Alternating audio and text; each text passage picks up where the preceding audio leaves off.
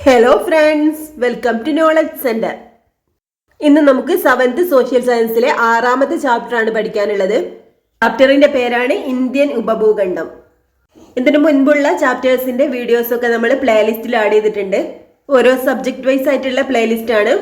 അതുകൊണ്ട് നിങ്ങൾക്ക് കുറച്ചുകൂടി ഈസി ആയിട്ട് ക്ലാസ്സുകളൊക്കെ സെലക്ട് ചെയ്ത് കാണാൻ കഴിയും.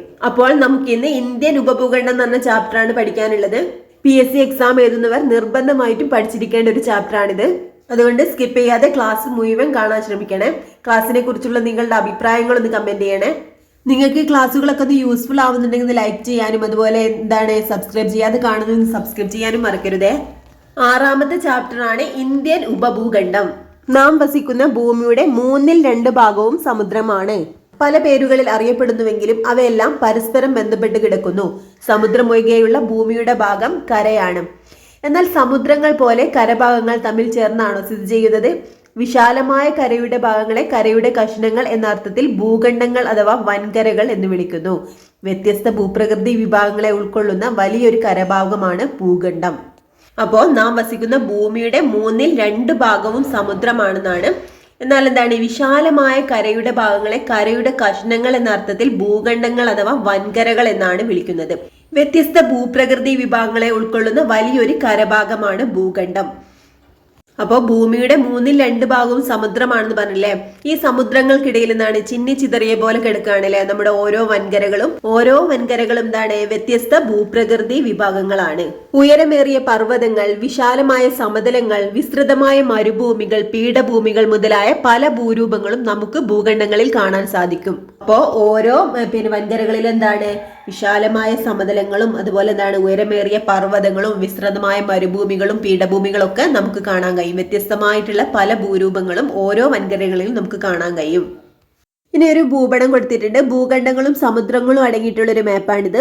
ഈ ഒരു മാപ്പിൽ ആഫ്രിക്ക, തെക്കേ അമേരിക്ക, വടക്കേ America, Europe, Asia, Australia, Antarctica ഈ വൻകരകളൊക്കെ കാണാൻ കഴിയുന്നുണ്ട് അല്ലെ? അതുപോലെ പസഫിക് സമുദ്രം, അറ്റ്ലാന്റിക് സമുദ്രം, ഇന്ത്യൻ മഹാസമുദ്രം, ആർട്ടിക് സമുദ്രം.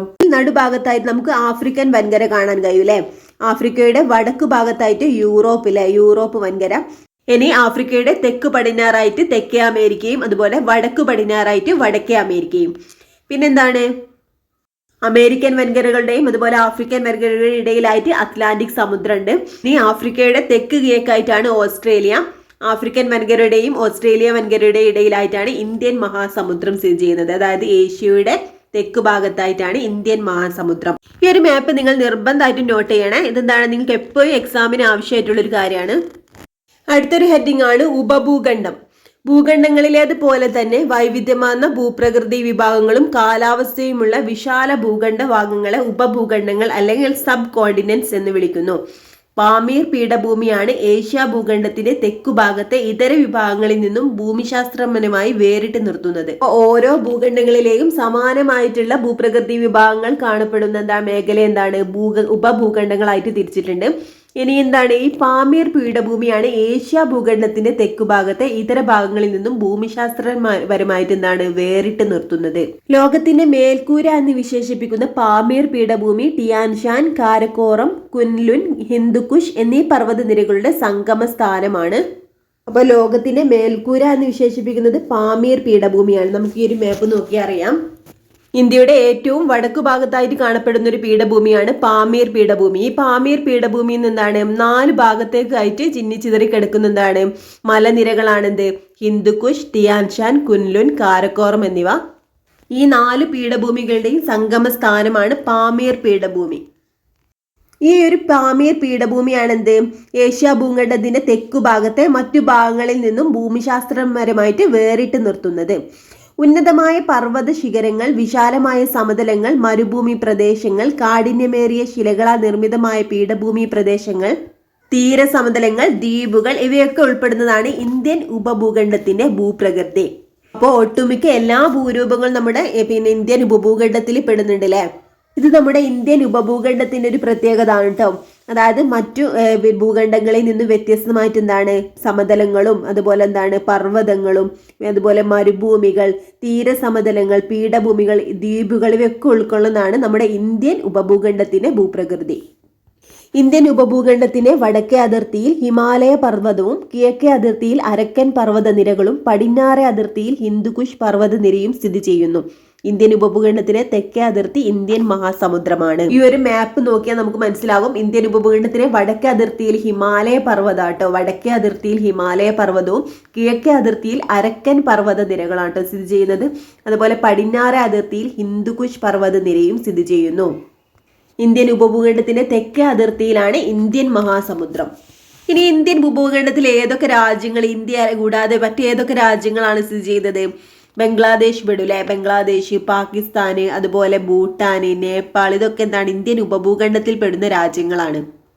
അതുപോലെ തന്നെ ഇന്ത്യൻ ഉപഭൂഖണ്ഡത്തിന്റെ വടക്ക് ഭാഗത്തുള്ള പർവ്വത നിരകൾ ഏതൊക്കെയാണ്? ഹിന്ദുകുഷ് പർവ്വത നിരയാണ് പാകിസ്ഥാനിലായിട്ടാണല്ലേ ഹിന്ദുകുഷ് പർവ്വത നിര സ്ഥിതി ചെയ്യുന്നത്. അതുപോലെ ഇന്ത്യയിലും നേപ്പാൾ, ഭൂട്ടാൻ എന്നീ രാജ്യങ്ങളിലായിട്ടാണ് ഹിമാലയ പർവ്വതനിര വ്യാപിച്ചു കിടക്കുന്നത്. ഹിമാലയ പർവ്വതനിര അതുപോലെ ഏതൊക്കെ രാജ്യങ്ങളിലാണ്? ഇന്ത്യയിലും നേപ്പാളിലും ഭൂട്ടാൻ എന്നീ രാജ്യങ്ങളിലായിട്ടാണ് ഹിമാലയ പർവ്വതനിര. ലോകത്തിലെ ഉയരമേറിയ മിക്ക കൊടുമുടികളും എന്താണ് ഈ ഒരു പർവ്വത മേഖലയിലാണ് കാണപ്പെടുന്നത്. ഇനി ഹിമാലയം പർവ്വത നിരകൾക്ക് തെക്കു ഭാഗത്തായിട്ട് നമുക്ക് വിശാലമായിട്ടൊരു സമതല പ്രദേശം കാണാൻ കഴിയൂലേ. സിന്ധു, ഗംഗ, ബ്രഹ്മപുത്ര എന്നീ നദികൾ വഹിച്ചുകൊണ്ടുവരുന്ന എക്കൽ നിക്ഷേപങ്ങളാണ് കേട്ടോ ഈ ഒരു വിശാലമായ സമതലം രൂപപ്പെടാൻ കാരണം. ഏതൊക്കെ നദികളാണ്? സിന്ധു, ഗംഗ, ബ്രഹ്മപുത്ര എന്നീ നദികൾ വഹിച്ചുകൊണ്ടുവന്ന എക്കൽ നിക്ഷേപങ്ങളിലാണ് ഈ ഒരു സമതലം രൂപപ്പെട്ടിട്ടുള്ളത്. ഇനി എന്താണ് ഉത്തര മഹാസമതലം എന്ന് വിശേഷിപ്പിക്കുന്ന ഈ സമതല പ്രദേശങ്ങൾ ഉപഭൂഖണ്ഡത്തിന്റെ കിഴക്ക് മുതൽ പടിഞ്ഞാറ് വരെ വ്യാപിച്ചു കിടക്കുന്നുണ്ട്. അപ്പോൾ ഈ ഒരു സിന്ധു, ഗംഗ, ബ്രഹ്മപുത്ര എന്നീ നദികൾ വഹിച്ചു കൊണ്ടുവന്ന എക്കൽ നിക്ഷേപങ്ങളാൽ രൂപപ്പെട്ടിട്ടുള്ളതാണ് ഉത്തര മഹാസമതലം. ഈ ഒരു ഉത്തര മഹാസമതലം എന്താണ് ഉപഭൂഖണ്ഡത്തിന്റെ കിഴക്ക് മുതൽ പടിഞ്ഞാറ് വരെ വ്യാപിച്ചു കിടക്കുന്നുണ്ട് കേട്ടോ. നമുക്ക് ഈ ഒരു മാപ്പ് നോക്കിയാൽ മനസ്സിലാവൂലേ. ഇതെന്താണ് ഇന്ത്യയുടെ കിഴക്ക് മുതൽ പടിഞ്ഞാറ് വരെ ഉണ്ടല്ലേ ഈ ഒരു ഉത്തര മഹാസമതലം വ്യാപിച്ചു കിടക്കുന്നുണ്ട്. സിന്ധു, ഗംഗ, ബ്രഹ്മപുത്ര നദികളുടെ നിക്ഷേപ ഫലമായിട്ടാണ് ഈ ഒരു സമതലം രൂപപ്പെട്ടിട്ടുള്ളത്. ഇനി ഉത്തരേന്ത്യൻ സമതലങ്ങളുടെ സവിശേഷതകളാണ് ഇവിടെ കൊടുത്തിട്ടുള്ളത്. എന്തൊക്കെയാണ്? ഫലഭൂഷ്ടമായ മണ്ണാണ്, അതുപോലെ എന്താണ് നദികളാൽ ജലസമൃദ്ധം, ഇതുപോലെ നിരപ്പാർന്ന ഭൂപ്രദേശമാണ് ഇവിടം, അതുപോലെ ജനനിബിഡമാണ്. അപ്പൊ എന്താണ് ഈ കാരണങ്ങൾ കൊണ്ട് തന്നെ എന്താണ് ഇവിടെ എന്താണ് കൃഷി കൂടുതലായിട്ടുള്ളത് ഇവിടെ ഉത്തര മഹാസമുദ്രത്തിലാണ് അല്ലെ. ഇനി ഉത്തര മഹാസമുദ്രത്തിന്റെ തെക്കുഭാഗം പീഠഭൂമിയാണ്. ഇതിന് സമുദ്രനിരപ്പിൽ നിന്നും ഏകദേശം 150 മുതൽ 900 മീറ്റർ വരെ ഉയരമുള്ളതായിട്ട് കണക്കാക്കുന്നുണ്ട്. ഏറെക്കുറെ ത്രികോണാകൃതിയിലുള്ള ഈ ഭൂവിഭാഗത്തിന് എന്താണ് ഉപദ്വീപീയ പീഠഭൂമി എന്നാണ് പേര്. ഉത്തര മഹാസമുദ്രത്തിന്റെ തെക്കുഭാഗത്ത് പീഠഭൂമിയാണ്. ഇതെന്താണ് ത്രികോണാകൃതിയിലുള്ള ഒരു പീഠഭൂമിയാണ്. ഇതിന് ഉപദ്വീപീയ പീഠഭൂമി എന്നാണ് പറയുന്നത്. സമുദ്രനിരപ്പിൽ നിന്നും 150 മുതൽ 900 മീറ്റർ വരെ ഉയരമുള്ളതായി കണക്കാക്കുന്നുണ്ട് ഈ ഒരു പീഠഭൂമി. ഈ ഒരു മാപ്പ് നോക്കിയാൽ നമുക്ക് മനസ്സിലാവും. ഇവിടെ ഒരു ഓറഞ്ച് കളറിലായിട്ട് അടയാളപ്പെടുത്തിയിട്ടുള്ളതാണ് ഉപദ്വീപീയ പീഠഭൂമി. ഏകദേശം ഒരു ത്രികോണാകൃതിയാണ്. നമ്മുടെ കേരളവും ഈ ഒരു ഉപദ്വീപീയ പീഠഭൂമിയിലാണ് ഉൾപ്പെടുന്നത്. ഇനി ഈ ഒരു മാപ്പ് നോക്കിയാൽ നമുക്ക് എന്തൊക്കെ കാണാൻ കഴിയും? താർ മരുഭൂമി കാണാൻ കഴിയൂലേ. ഉപദ്വീപീയ പീഠഭൂമിയുടെ വടക്കു പടിഞ്ഞാറ് ഇന്ത്യയിലും അതുപോലെ പാകിസ്ഥാനിലായിട്ടാണ് ഈ ഒരു താർ മരുഭൂമി കാണപ്പെടുന്നത്. ഇവിടെ എന്താണ് വരണ്ട പ്രദേശമായിരിക്കും അല്ലെ. മരുഭൂമി എന്ന് പറഞ്ഞാൽ നമുക്കറിയാം വരണ്ട പ്രദേശമാണ്. വളരെ വിരളമായിട്ടാണ് മഴ ലഭിക്കുന്നത് അല്ലെ. മരുഭൂമികളിൽ സാധാരണയായിട്ട് കാണപ്പെടുന്ന കള്ളിമുൾ ചെടികളും കുറ്റിച്ചെടികളും ഒക്കെ തന്നെയാണ് ഈ ഒരു താർ മരുഭൂമിയിലും ഉള്ള സസ്യജാലങ്ങളിൽ കാണപ്പെടുന്നത്. ഇനി നമുക്ക് 2 ദ്വീപ രാഷ്ട്രങ്ങളെ കാണാൻ കഴിയൂലേ. മാലിദ്വീപും ശ്രീലങ്കയും ഒക്കെ എന്താണ് ദ്വീപ് രാഷ്ട്രങ്ങളാണ് അല്ലെ. അതുപോലെ ചെറിയ ദ്വീപുകളുണ്ട്, ദ്വീപ സമൂഹങ്ങളാണ് ലക്ഷദ്വീപ്, ആൻഡമാൻ നിക്കോബാർ തുടങ്ങിയവ. ഇതൊക്കെ എന്താണ് ഇന്ത്യൻ ഉപഭൂഖണ്ഡത്തിന്റെ ഭാഗമാണ്. അപ്പോൾ മാലിദ്വീപ്, ശ്രീലങ്ക എന്നീ ദ്വീപ് രാഷ്ട്രങ്ങളും അതുപോലെ ലക്ഷദ്വീപ്, ആൻഡമാൻ നിക്കോബാർ തുടങ്ങിയ ചെറിയ ദ്വീപ് സമൂഹങ്ങൾ എന്താണ് ഇന്ത്യൻ ഉപഭൂഖണ്ഡത്തിന്റെ ഭാഗമാണ്. അപ്പൊ ഇന്ത്യൻ ഉപഭൂഖണ്ഡത്തിന് ദൈർഘ്യമേറിയ തീരപ്രദേശമാണുള്ളത്. അപ്പോൾ ഇന്ത്യൻ ഉപഭൂഖണ്ഡത്തിന് തനതായ കാലാവസ്ഥാ സവിശേഷതകളാണുള്ളത്. കാലാവസ്ഥയിൽ പ്രാദേശിക വൈവിധ്യങ്ങൾ നിലനിൽക്കുമ്പോഴും ഇന്ത്യൻ ഉപഭൂഖണ്ഡത്തിന്റെ കാലാവസ്ഥ പൊതുവെ മൺസൂൺ കാലാവസ്ഥ എന്നാണ് അറിയപ്പെടുന്നത്. ഇന്ത്യൻ ഉപഭൂഖണ്ഡത്തിന്റെ കാലാവസ്ഥ പൊതുവെ മൺസൂൺ കാലാവസ്ഥ എന്നറിയപ്പെടുന്നു. ഋതുക്കൾ എന്ന അർത്ഥം വരുന്ന മൗസിം എന്ന അറബ് പദത്തിൽ നിന്നാണ് മൺസൂൺ എന്ന വാക്ക് രൂപപ്പെട്ടത്. ഇന്ത്യൻ ഉപഭൂഖണ്ഡത്തിന്റെ കാലാവസ്ഥയെ മൺസൂൺ കാറ്റ് സ്വാധീനിക്കുന്നുണ്ട്. ഈ കാറ്റ് ഋതുക്കൾക്കനുസരിച്ച് ദിശ മാറുന്നവയാണ്. അപ്പോൾ മൗസിം എന്ന അറബ് പദത്തിൽ നിന്നാണ് മൺസൂൺ എന്ന വാക്ക് രൂപപ്പെട്ടത്. ഈ മൗസിം എന്ന അറബ് വാക്കിനർത്ഥം എന്താണ്? ഋതുക്കൾ എന്നാണ് അർത്ഥം. ഇന്ത്യൻ ഉപഭൂഖണ്ഡത്തിന്റെ കാലാവസ്ഥ പൊതുവെ മൺസൂൺ കാലാവസ്ഥ എന്നാണ് അറിയപ്പെടുന്നത്. ഇനി ഇവിടെ ഒരു ബോക്സ് കൊടുത്തിട്ടുള്ളതാണ് സൂര്യന്റെ അയനം. സൂര്യന്റെ ആപേക്ഷിക സ്ഥാനം ഉത്തരായന രേഖക്കും ദക്ഷിണായന രേഖക്കും ഇടയിൽ മാറിക്കൊണ്ടിരിക്കുന്ന പ്രതിഭാസമാണെന്ത്? അയനം. അത് ഉത്തരായന രേഖയ്ക്ക് എന്ന് പറയുമ്പോൾ 23.5 വടക്കും അതുപോലെ ദക്ഷിണായന രേഖയ്ക്ക് എന്ന് പറയുമ്പോൾ 23.5 തെക്കും. ഇങ്ങനെ ഇടയിൽ മാറിക്കൊണ്ടിരിക്കുന്ന പ്രതിഭാസമാണെന്ത്? അയനം എന്ന് പറഞ്ഞാൽ. ഭൂമിയുടെ പരിക്രമണവും ഭൂമിയുടെ അച്ചുതണ്ടിന്റെ ചരിവുമാണ് ഇത്തരത്തിൽ സൂര്യന് സ്ഥാനമാറ്റം ഉണ്ടാകുന്നതായി അനുഭവപ്പെടുന്നതിന് കാരണം. അപ്പൊ സൂര്യന്റെ അയനത്തിന് കാരണം എന്താണ്? അച്ചുതണ്ടിന്റെ ചരിവും അതുപോലെ തന്നെ ഭൂമിയുടെ അച്ചുതണ്ടിന്റെ ചരിവും എന്താണ്? പിന്നെന്താണ്? ഭൂമിയുടെ പരിക്രമണവുമാണ് സൂര്യന്റെ അയനത്തിന് കാരണം. അപ്പോൾ സൂര്യന്റെ ആപേക്ഷിക സ്ഥാനം ഉത്തരായന രേഖക്കും അതായത് 23.5 വടക്കും ദക്ഷിണായന രേഖയ്ക്ക് 23.5 തെക്കും ഇടയിൽ മാറിക്കൊണ്ടിരിക്കുന്ന പ്രതിഭാസമാണെന്ത്? അയനം എന്ന് പറഞ്ഞാല്. ഇങ്ങനെ സൂര്യന്റെ അയനം മൂലം ഉത്തരായന കാലത്ത് സൂര്യന്റെ സ്ഥാനം ഉപഭൂഖണ്ഡത്തിന് മുകളിലായിരിക്കുമ്പോൾ കരഭാഗത്തെ വായു ചൂട് പിടിച്ച് മുകളിലേക്ക് ഉയരുന്നു. ഇവിടേക്ക് സമുദ്രത്തിൽ നിന്ന് ഈർപ്പം നിറഞ്ഞ കാറ്റ് വീശുകയും ഉപഭൂഖണ്ഡത്തിന്റെ പല ഭാഗങ്ങളിലും മഴ ലഭിക്കുകയും ചെയ്യുന്നു.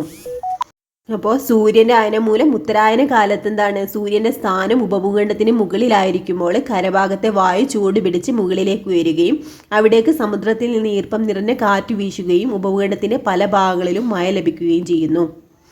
മെയ് ജൂൺ മാസങ്ങളിൽ എന്താണ്? തെക്ക് പടിഞ്ഞാറ് ദിശയിൽ ഇന്ത്യൻ സമുദ്രത്തിൽ നിന്നും ഉപഭൂഖണ്ഡത്തിലേക്ക് വീശുന്ന കാറ്റുകൾ ഇന്ത്യൻ ഉപഭൂഖണ്ഡത്തിൽ വ്യാപകമായ മഴയ്ക്ക് കാരണമാകുന്നുണ്ട്. അപ്പോൾ മെയ് ജൂൺ മാസങ്ങളിൽ തെക്ക് പടിഞ്ഞാറ് ദിശയിൽ ഇന്ത്യൻ സമുദ്രത്തിൽ നിന്നും ഉപഭൂഖണ്ഡത്തിലേക്ക് വീശുന്ന കാറ്റുകൾ എന്താണ്? ഇന്ത്യൻ ഉപഭൂഖണ്ഡത്തിൽ വ്യാപകമായ മഴയ്ക്ക് കാരണമാകുന്നു. ദക്ഷിണായന കാലത്ത് സൂര്യന്റെ സ്ഥാനം ഇന്ത്യൻ സമുദ്രത്തിന് മുകളിലാകുമ്പോൾ സമുദ്രോപരിതലത്തിലെ വായു ചൂട് പിടിച്ചുയരുകയും ഇവിടേക്ക് ഉത്തര ദിക്കിൽ നിന്നുള്ള കാറ്റ് വീശുകയും ചെയ്യുന്നു. സെപ്റ്റംബർ ഒക്ടോബർ മാസങ്ങളിൽ വടക്കു കിഴക്കു നിന്ന് തെക്ക് പടിഞ്ഞാറോട്ട് വീശുന്ന ഈ കാറ്റുകൾ പൊതുവെ വരണ്ടതായതിനാൽ മഴയുടെ അളവ് കുറവായിരിക്കും. എന്നാൽ ബംഗാൾ ഉൾക്കടലിൽ നിന്നും നീരാവി ആഗിരണം ചെയ്യുന്നതോടെ ഉപദ്വീപീയ ഭാഗത്തിന്റെ കിഴക്കൻ തീരങ്ങളിൽ വ്യാപകമായ മഴയ്ക്ക് കാരണമാകുന്നു. അപ്പോൾ സൂര്യന്റെ ഉത്തരായന കാലത്ത് മെയ് ജൂൺ മാസങ്ങളിൽ വ്യാപകമായ മഴ ലഭിക്കുന്നുണ്ട്. അതുപോലെ തന്നെ സൂര്യന്റെ ദക്ഷിണായന സമയത്ത് സെപ്റ്റംബർ ഒക്ടോബർ മാസങ്ങളിലും ഉപദ്വീപീയ ഭാഗത്തിന്റെ കിഴക്കൻ തീരങ്ങളിലൊക്കെ ധാരാളമായി മഴ ലഭിക്കുന്നുണ്ട്. അപ്പോൾ ഇന്ത്യൻ ഉപഭൂഖണ്ഡത്തിന് എല്ലായിടത്തും ഒരേ അളവിലല്ല മഴ ലഭിക്കുന്നത് നമ്മൾ പഠിച്ചില്ലേ? അതിന്റെ കാരണം എന്താണ് പഠിച്ചത്? ഭൂമിയുടെ പരിക്രമണവും അതുപോലെ എന്താണ്? ഭൂമിയുടെ അച്ചുതണ്ടിന്റെ ചരിവുമാണ് ഈ ഒരു വ്യത്യസ്തതയ്ക്ക് കാരണം.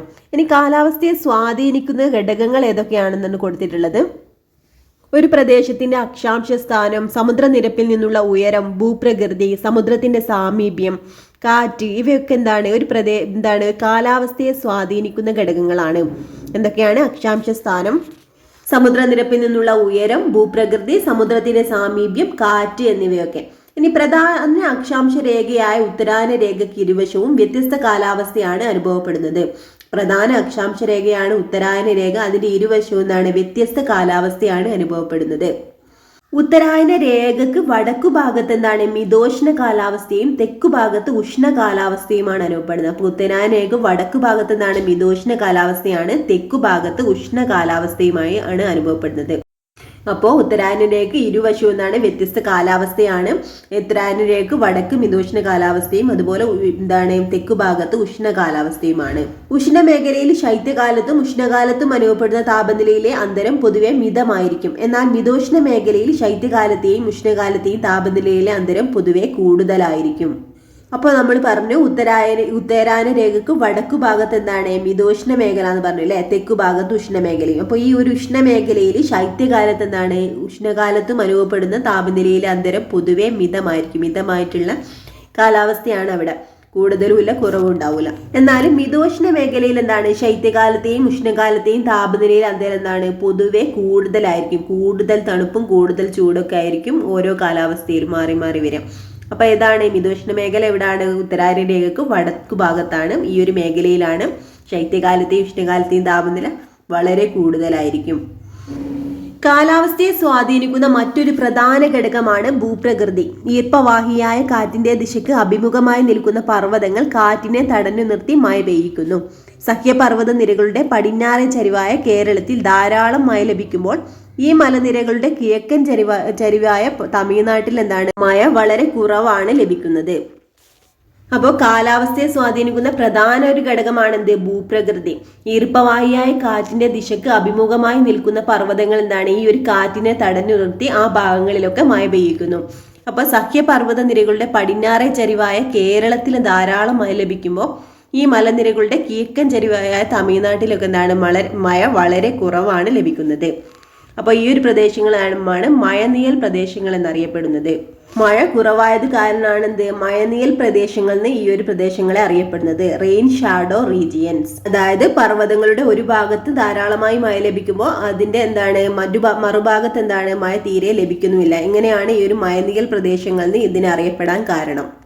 ഇനി മഴനിഴൽ പ്രദേശങ്ങളുടെ സൂചിപ്പിക്കുന്ന ഒരു ചിത്രം ഇവിടെ കൊടുത്തിട്ടുണ്ട്. കാറ്റിന് അഭിമുഖമായ പ്രദേശത്ത് ഈർപ്പം തണുത്ത് മേഘമായി മാറുന്നു, അവിടെ മഴ ലഭിക്കുന്നു. മറുഭാഗത്ത് മഴ ലഭിക്കാതെ വരണ്ട പ്രദേശമായി കിടക്കുന്നു അല്ലെ.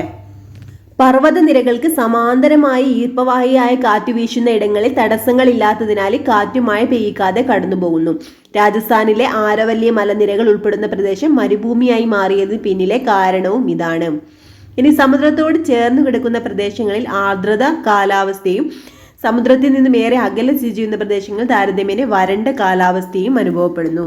അപ്പോൾ സമുദ്രത്തോട് ചേർന്ന് കിടക്കുന്ന പ്രദേശങ്ങളിൽ ആർദ്ര കാലാവസ്ഥയായിരിക്കും.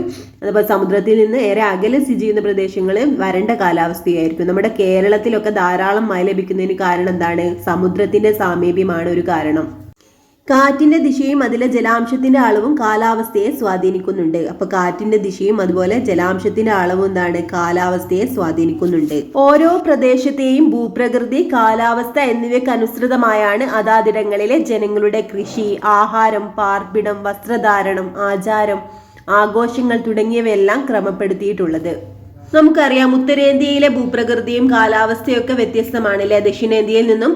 അപ്പൊ അതാതിടങ്ങളിലെ ജനങ്ങളുടെ കൃഷിയും അവിടെ കൃഷി ചെയ്യുന്നതും അതുപോലെ അവിടുത്തെ ആഹാരം, പാർപ്പിടം, വസ്ത്രധാരണം, അതുപോലെ അവിടെയുള്ള ആചാരങ്ങളും ആഘോഷങ്ങളും ഒക്കെ ദക്ഷിണേന്ത്യയിലെ ആചാരങ്ങളും അനുഷ്ഠാനങ്ങളും അതായത് കൃഷിയും ആഹാരവും പാർപ്പിടവും ഒക്കെ ആയിട്ട് വ്യത്യാസമുണ്ട് അല്ലേ. ഓരോ പ്രദേശത്തെയും ഭൂപ്രകൃതിയും കാലാവസ്ഥയ്ക്ക് അനുസരിച്ചിട്ടുള്ള വ്യത്യാസങ്ങളാണ് നമുക്ക് കാണാൻ കഴിയുന്നത്. ഇന്ത്യയിൽ ഭൂരിപക്ഷം ജനങ്ങളും കാർഷിക വൃത്തിയിൽ ഏർപ്പെട്ടിരിക്കുന്നവരായതിനാൽ മഴയുടെ വിതരണത്തിലുണ്ടാകുന്ന ഏറ്റക്കുറച്ചിലുകൾ ജനജീവിതത്തെ ഗണ്യമായി സ്വാധീനിക്കുന്നു. ഉയർന്ന മഴ ലഭിക്കുന്ന പ്രദേശങ്ങളിൽ വ്യാപകമായി കൃഷി നടക്കുമ്പോൾ ദൗർബല്യത്താൽ പല ഭാഗങ്ങളും കൃഷിക്ക് അനുയോജ്യമല്ലാതായും മാറുന്നുണ്ട്. മഴയുടെ ഏറ്റക്കുറച്ചിലുകൾക്കനുസരിച്ച് കൃഷി ചെയ്യുന്ന വിളകളും വ്യത്യാസപ്പെട്ടിരിക്കുന്നു. ഉയർന്ന മഴ ലഭിക്കുന്ന പ്രദേശങ്ങളിൽ നെല്ലും, മിതമായ മഴ ലഭിക്കുന്ന പ്രദേശങ്ങളിൽ ഗോതമ്പുമാണ് പ്രധാന ധാന്യവിളകൾ. മഴ തീരെ കുറഞ്ഞ പ്രദേശങ്ങളിൽ പയറുവർഗ്ഗങ്ങളും പരുക്കൻ ധാന്യങ്ങളും കൃഷി ചെയ്തു പോരുന്നു. അപ്പോൾ നമുക്കറിയാലേ ഉത്തരേന്ത്യൻ പ്രദേശങ്ങളിലൊക്കെ ഗോതമ്പ് കൃഷിയാലെ പ്രധാനപ്പെട്ട ധാന്യവിള. അപ്പൊ നമ്മുടെ ദക്ഷിണേന്ത്യയിലോ നെല്ല് കൃഷിയാണ്. അപ്പോൾ ഉയർന്ന അളവിൽ മഴ ലഭിക്കുന്ന പ്രദേശങ്ങളിൽ നെല്ലും, മിതമായ മഴ ലഭിക്കുന്ന പ്രദേശങ്ങളിൽ ഗോതമ്പുമാണ് പ്രധാന ധാന്യവിളകൾ. അപ്പൊ മഴ തീരെ കുറഞ്ഞ പ്രദേശങ്ങളിലാണ് പയറുവർഗ്ഗങ്ങളും പരുക്കൻ ധാന്യങ്ങളും ഒക്കെ കൃഷി ചെയ്തു പോരുന്നത്. ഇനി വിളകൾ കൊടുത്തിട്ടുണ്ട്. നെല്ല്, ഗോതമ്പ്, തണ്ണിമത്തൻ. ജലത്തിന് ആവശ്യകത, നെല്ലിന് ധാരാളം ജലം ആവശ്യമാണ്. അതുപോലെ വിത്ത് വിതയ്ക്കുന്നത് ജൂണിലാണ്, വിളവെടുക്കുന്നത് സെപ്റ്റംബറിലും. ഇനി ഗോതമ്പിന് മിതമായ അളവിലാണ് ജലം ആവശ്യം. ഇനി വിത്ത് വിതയ്ക്കുന്നത് ഒക്ടോബറിലാണ്, വിളവെടുക്കുന്നത് മാർച്ചിലുമാണ്.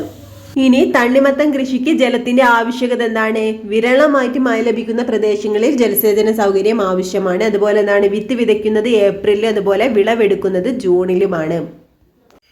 ഓരോ വിളയും വിതയ്ക്കുന്നതിനും വിളവെടുക്കുന്നതിനും നിശ്ചിത കാലമുണ്ട്.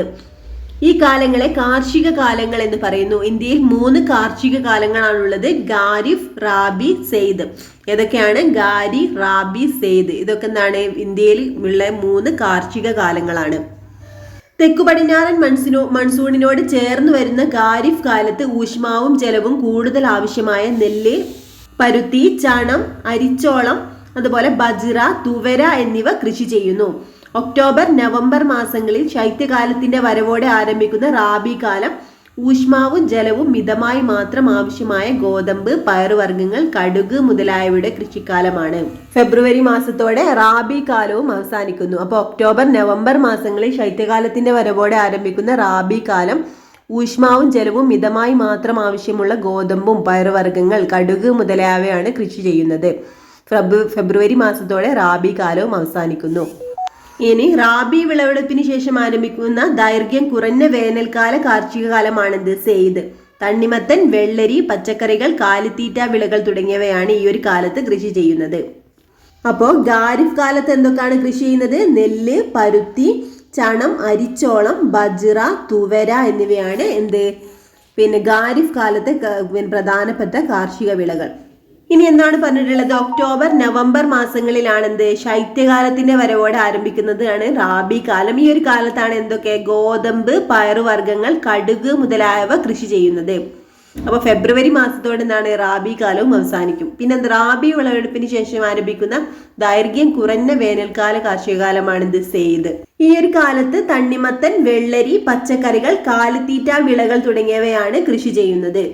എന്നാൽ ഈ 3 കാർഷിക കാലങ്ങൾ ഉണ്ടെങ്കിൽ എന്താണ് ചില പ്രദേശങ്ങളിലൊക്കെ ഈ ഒരു കാർഷിക കാലത്തിൽ നിന്നും കുറച്ച് എന്താണ് വ്യതിയാനങ്ങളൊക്കെ ഉണ്ടാവാറുണ്ട്. ഇനി ഇന്ത്യയിൽ കൃഷി ചെയ്യുന്ന പ്രധാന വിളകളെ തരംതിരിക്കുന്നത് എങ്ങനെയാണ്? ഭക്ഷ്യവിളകൾ എന്ന് കൊടുത്തിട്ടുണ്ട്. ഭക്ഷ്യവിളകളെ ധാന്യങ്ങൾ എന്നും പയറുവർഗ്ഗങ്ങൾ എന്നും 2ആയി തരംതിരിച്ചിരിക്കുന്നു. മൃദുധാന്യങ്ങളായ നെല്ല്, ഗോതമ്പ് എന്നിവയും പരുക്കൻ ധാന്യങ്ങളായ ബജ്റ, ചോളം, റാഗി തുടങ്ങിയവയും ഇന്ത്യയിൽ കൃഷി ചെയ്യുന്നു. അപ്പോൾ ഭക്ഷ്യവിളകളെ ധാന്യങ്ങൾ എന്നും പയറുവർഗ്ഗങ്ങൾ എന്നും 2ആയി തരംതിരിച്ചിട്ടുണ്ട്. മൃദുധാന്യങ്ങളായ നെല്ല്, ഗോതമ്പ് എന്നിവയും അതുപോലെ പരുക്കൻ ധാന്യങ്ങളായ ബജ്റ, ചോളം, റാഗി എന്നിവ എന്താണ് ധാന്യങ്ങളിൽ പെടുന്നവയാണ്. അടുത്തത് നാണ്യവിളകളാണ്. വാണിജ്യാടിസ്ഥാനത്തിൽ വൻതോതിൽ കൃഷി ചെയ്യുന്ന വിളകളാണ് നാണ്യവിളകൾ. നാണ്യവിളകളിൽ കരിമ്പ്, പുകയില, പരുത്തി, ചണം, എണ്ണക്കുരുക്കൾ എന്നിവ ഉൾപ്പെടുന്നു. അപ്പോൾ വാണിജ്യാടിസ്ഥാനത്തിൽ വൻതോതിൽ കൃഷി ചെയ്യുന്ന വിളകളാണെന്ത് നാണ്യവിളകൾ. കരിമ്പ്, പുകയില, പരുത്തി, ചാണം, എണ്ണക്കുരുക്കൾ എന്നിവ എന്താണ് നാണ്യവിളകൾക്ക് ഉദാഹരണങ്ങളാണ്. അടുത്തത് നാരുവിളകളാണ്. പരുത്തിയും ചണവുമാണ് ഇന്ത്യയിലെ പ്രധാന നാരുവിളകൾ. തുണിത്തരങ്ങൾ, ബാഗുകൾ, ചാക്കുകൾ തുടങ്ങിയ നിരവധി വസ്തുക്കൾ നിർമ്മിക്കുന്നതിന് ആവശ്യമായ നാരുകൾ നമുക്ക് നൽകുന്നതാണ് നാരുവിളകളാണ് നമുക്ക് നൽകുന്നത്.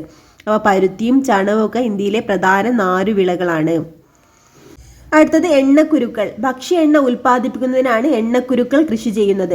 നിലക്കടല, കടുക് വർഗ്ഗങ്ങൾ, സോയാബീൻ, സൂര്യകാന്തി എന്നിവ ഇതിൽപ്പെടുന്നു. ഇവയ്ക്ക് പുറമെ തേയില, കാപ്പി, റബ്ബർ, സുഗന്ധദ്രവ്യങ്ങൾ, കിഴങ്ങുവർഗ്ഗങ്ങൾ മുതലായ മറ്റു വിളകളും ഇന്ത്യയിൽ കൃഷി ചെയ്യുന്നുണ്ട്. ഇവയിൽ പലതും തോട്ടവിളകളായാണ് കൃഷി ചെയ്യുന്നത്.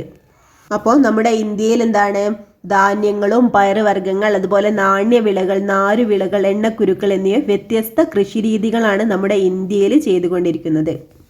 ലോകത്തിന്റെ വിവിധ ഭാഗങ്ങളിൽ ഭൂഘടന, മണ്ണിന്റെ ഫലഭൂയിഷ്ഠത, കാലാവസ്ഥ, ജലലഭ്യത, ജനസാന്ദ്രത, കൃഷിഭൂമിയുടെ വിസ്തൃതി, വിളയുടെ മൂല്യം, അതുപോലെ ലഭ്യമായ സാങ്കേതിക വിദ്യ തുടങ്ങിയവയുടെ അടിസ്ഥാനത്തിൽ വിവിധ കൃഷിരീതികൾ നിലനിൽക്കുന്നുണ്ട്.